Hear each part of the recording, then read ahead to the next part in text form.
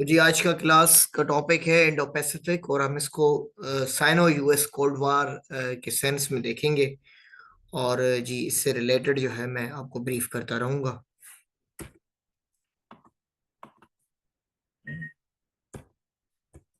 तो पहले जरा इशू ब्रीफ देख लेते हैं। इंडो पैसिफिक रीजन को जरा एक ब्रीफ ओवरव्यू दे देते हैं। इंडो पैसिफिक जो है वो असल में इंटीग्रेटेड रीजन है जो कंबाइन करता है इंडियन ओशियन और पैसिफिक ओशियन को और लैंड मासेस को जो उसके सराउंड करती है, यानी integration of Indian ocean and Pacific ocean. और अगर हम इसकी बात करें तो ब्रॉडली सेड कहा जाता है कि from the coast of East Africa across the Indian Ocean to Western Pacific, यानी ईस्टर्न अफ्रीका से लेकर वेस्टर्न पैसिफिक तक का जो रीजन है इस पूरे को ये कवर करता है इंडो पैसिफिक के अंदर। और अगर हम इसकी बात करें डिप्लोमेटिक नोमेनक्लेचर के सेंस में, तो यूएस एडमिनिस्ट्रेशन ने इस टर्म को क्वाइन किया था इंडो पैसिफिक को। और इसका असल में मकसद ये था कि जो एशिया पैसिफिक रीजन है उसको मोर इंक्लूसिव और उसकी जो एलिवेट किया जाए उसका स्टेटस, ताकि जो काउंटर वेट किया जाए चाइना को। तो अगर हम देन फिर हम देख लेते हैं views of China and USA on Indo Pacific reason. अगर हम यूएस के व्यूज को देखें तो ओबामा की जो pivot to Asia policy start हुई, वहां से हमें ये नजर आता है कि वो पॉलिसी थी असल में साउथ ईस्ट एशिया की तरफ शिफ्ट होना, मिडिल ईस्ट से। और बहुत ट्रंप और बाइडेन ने इस बात को यकीनी बनाया जब उन्होंने अपनी engagement in the Indo Pacific region in terms of alliances making and defence pact making introduce की, और ये फॉरेन पॉलिसी का वो एक नोमेनक्लेचर बन गया।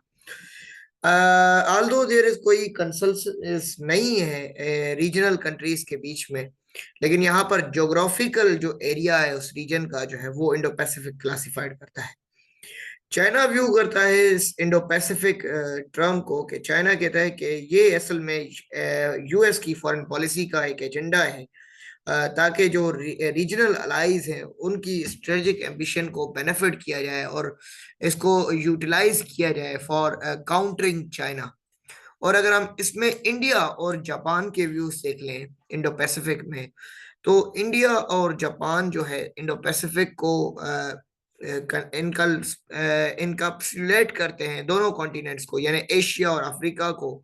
और ये असल में कन्फ्लुएंस ऑफ टू ओशियंस है, इंडियन एंड पैसिफिक, मैंने आपको बताया। अब जरा इसकी इंपॉर्टेंस बात कर लेते हैं। हम इसकी इंपॉर्टेंस जो है मिलिट्री इंपॉर्टेंस भी देखेंगे और सोशो इकोनॉमिक इंपॉर्टेंस को भी इसकी देखेंगे।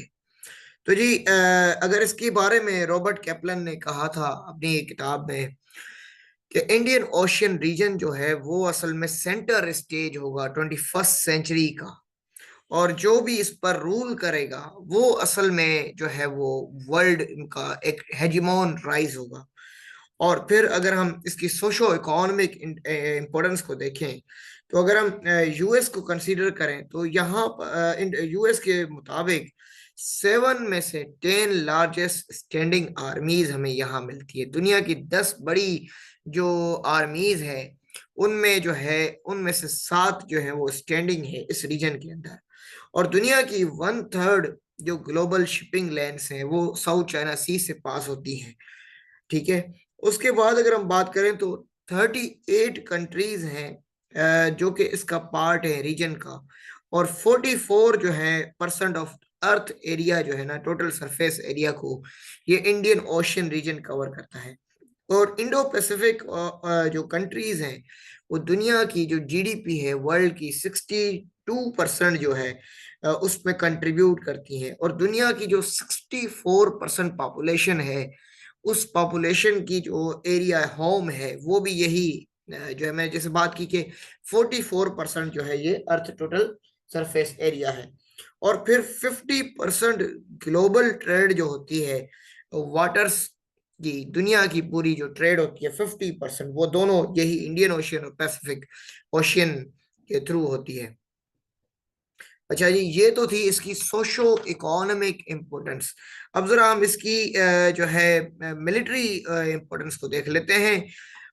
तो जरा बात करते हैं टेरिटोरियल मिलिट्री की। अगर बात करें तो यहाँ पर टेरिटोरियल और मैरीटाइम डिस्प्यूट्स हैं साउथ में और ईस्ट चाइना सीज में, ताइवान क्राइसिस है, और उसके ऊपर अगर हम बात कर लें तो साउथ कोरिया और नॉर्थ कोरिया को भी हमें नजर आता है कि ये भी एक पोटेंशियल आर्म्ड कन्फ्लिक्ट हो सकता है इस साइनो यूएस सिक्योरिटी कंपटीशन और राइवलरी के अंदर। नाजरीन, इंडो पैसिफिक रीजन जो है वो एक most crucial sea lines of communication होता है, जिसको SLCS कहते हैं, सी लाइंस ऑफ कम्युनिकेशन होता है। वर्ल्ड मोस्ट पॉपुलस कंट्रीज जो है ना वो ऑफर करती हैं लुक्रेटिव मार्केट्स, और वर्ल्ड फाइनेस्ट ग्लोबल कॉमन्स जो होती है ना वो ये सेंट्रल पैसिफिक ओशन की तरफ स्ट्रेच करता है। द इंडो पैसिफिक जो है वो असल में जियो पॉलिटिक्स और जियो इकोनॉमी का जो है वो इंडो कॉर्नर स्टोर है। अच्छा जी नाजरीन, जरा वेट कीजिएगा।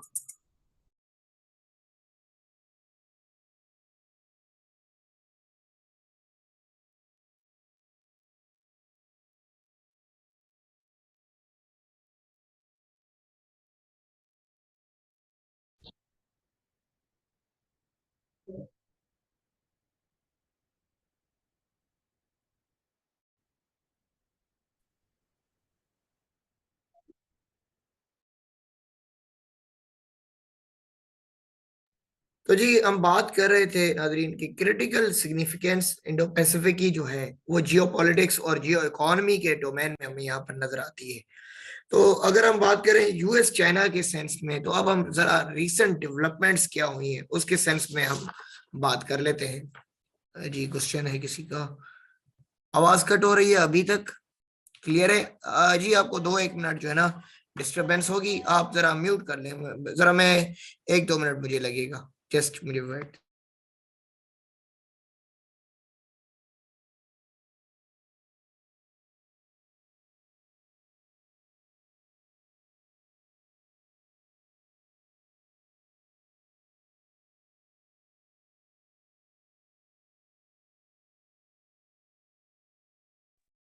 वेट करें जरा।